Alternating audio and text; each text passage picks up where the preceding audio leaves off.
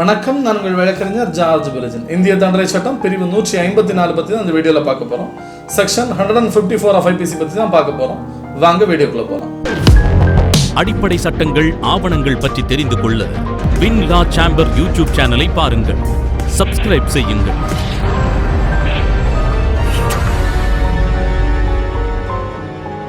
Section 154 of IPCல என்ன சொல்றாங்கன்னா, ஒரு குற்றச்செயலை செய்வதற்கு ஒரு கும்பலா ஒரு நபர்கள், அதாவது 5க்கும் மேற்பட்ட நபர்களோ ஒரு கூட்டமாகவோ ஒரு இடத்துல கூடுறாங்க.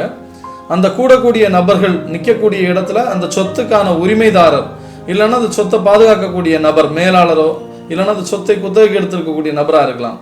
அந்த நபர்கள் அந்த கலகம் விளைவிக்கக்கூடிய கூட்டத்தை கலைப்பதற்கு அவருக்கு இருக்கக்கூடிய சக்திக்கு தக்கவாறு, அதாவது ஒரு புகார் மனு கொடுக்கலாம், இதை கலைக்கிறதுக்கு அவங்கள துரத்துறதுக்கு வழி பார்க்கலாம், ஒரு போலீஸ் கம்ப்ளைண்ட் கொடுக்கலாம். இது போன்ற செயல்கள் செய்யாத பட்சத்தில் அந்த சொத்துக்குரிய உரிமைதாரரும் அபராதத்துக்கு உள்ளாக்கப்படுவாங்க அப்படிங்கிறதா செக்ஷன் 154 ஆஃப் IPCல சொல்றாங்க.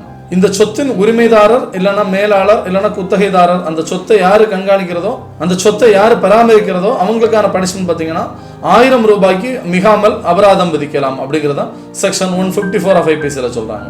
கிளாசிபிகேஷன் ஆஃப் அஃபென்ஸை பொறுத்த வரைக்கும் நான் காங்கனைசபிள் அஃபென்ஸ், பெயிலபிள் அஃபென்ஸ், நான் காம்பவுண்டபிள் அஃபென்ஸ்.